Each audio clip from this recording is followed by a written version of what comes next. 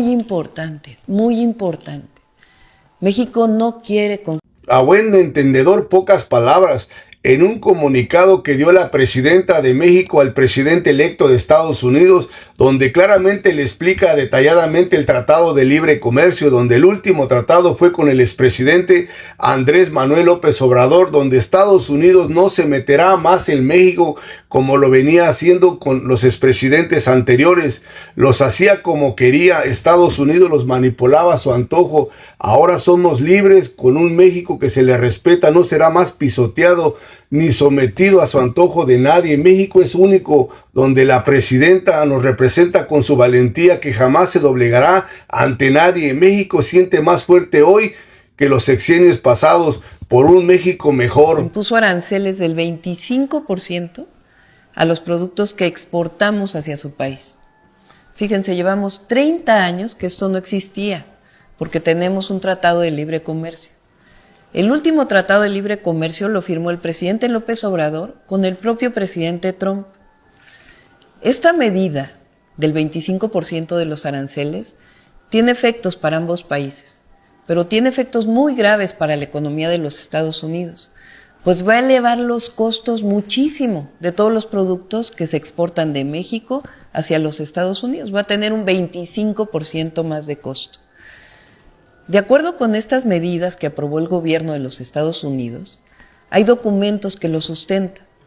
Y según esto, una de las razones para poner este arancel es por el fentanilo que entra de México a los Estados Unidos. Impuso aranceles del 25% a los productos que exportamos hacia su país. Fíjense, llevamos 30 años que esto no existía, porque tenemos un tratado de libre comercio. El último tratado de libre comercio lo firmó el presidente López Obrador con el propio presidente Trump. Esta medida del 25% de los aranceles tiene efectos para ambos países, pero tiene efectos muy graves para la economía de los Estados Unidos, pues va a elevar los costos muchísimo de todos los productos que se exportan de México hacia los Estados Unidos. Va a tener un 25% más de costo. De acuerdo con estas medidas que aprobó el gobierno de los Estados Unidos, hay documentos que lo sustentan. Y según esto, una de las razones para poner este arancel es por el fentanilo que entra de México a los Estados Unidos y que enferma y provoca muertes por sobredosis. Pero aún más irresponsable, terriblemente irresponsable, es que la Casa Blanca emite un documento donde dice que hay vínculos entre el gobierno de México y la delincuencia organizada. Quiero platicarles el comunicado que publiqué a través de mis redes sociales el día de ayer. Allí explico quiénes son los que verdaderamente tienen vínculos con estos grupos delictivos, la razón de las muertes por sobredosis de los estadounidenses. Y también digo que si ellos quieren actuar, no deberían fijar su mira en México, sino en su propio país, donde no han hecho nada para parar la venta ilegal de esta y de otras drogas.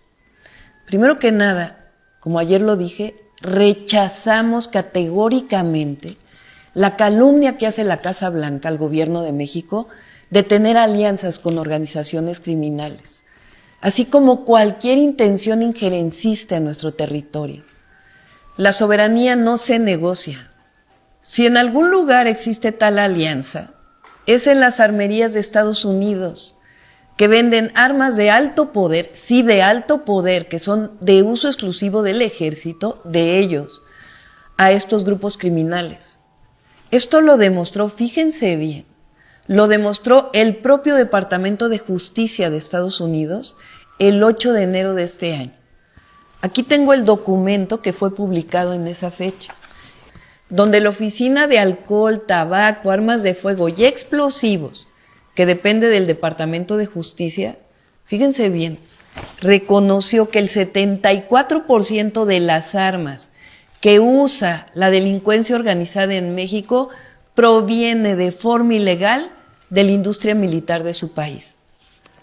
Nuestro gobierno ha asegurado en 4 meses más de 40 toneladas de droga, incluyendo 20 millones de dosis de fentanilo.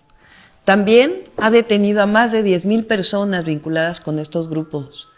Tenemos estrategia atendemos las causas y combatimos la impunidad. Todos los días trabajamos por la seguridad del país.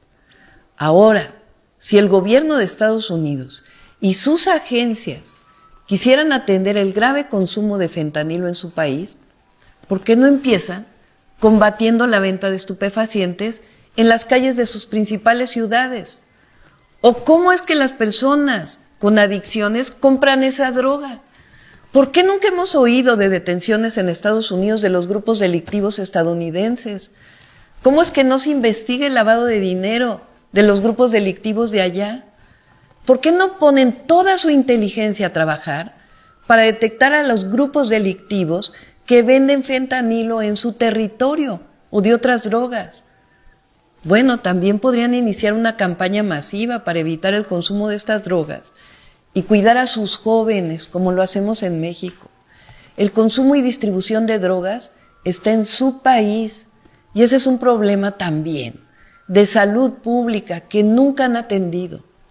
¿Por qué no se preguntan cuál es la razón de fondo de tanto consumo de drogas que lleva tanto tiempo en los Estados Unidos? Además, ayer también lo mencioné, fíjense, la epidemia de opioides sintéticos en Estados Unidos tiene su origen en la prescripción indiscriminada de medicamentos de este tipo, que fue autorizada por la Administración de Drogas y Alimentos, la llamada FDA, como lo demuestra un juicio contra una farmacéutica. Hay series en la televisión que lo explican. Es más, la droga que causó la crisis de consumo de opioides sintéticos la siguen vendiendo en sus farmacias con autorización oficial. Quiero decirles, y esto es muy importante, México no quiere confrontación. Partimos de la colaboración entre países vecinos. México no solo no quiere que el fentanilo llegue a Estados Unidos, sino que no queremos que llegue a ninguna parte.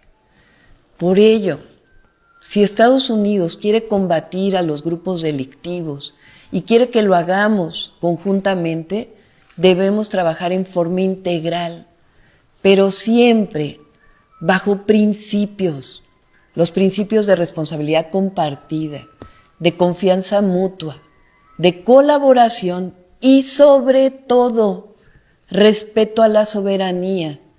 La soberanía no es negociable. Coordinación sí, subordinación no.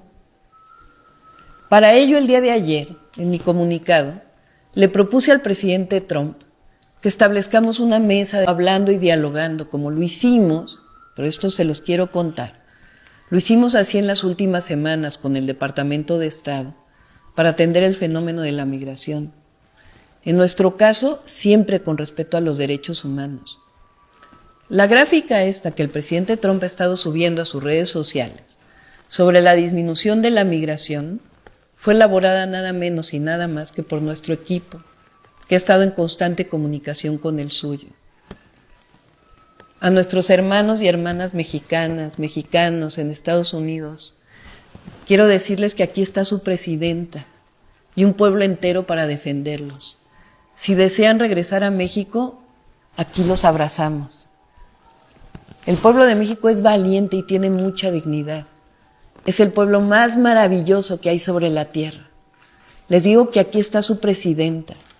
Tenemos valentía y firmeza, pero siempre, como lo he dicho en otras ocasiones, hay que actuar con la cabeza fría y el amor al pueblo.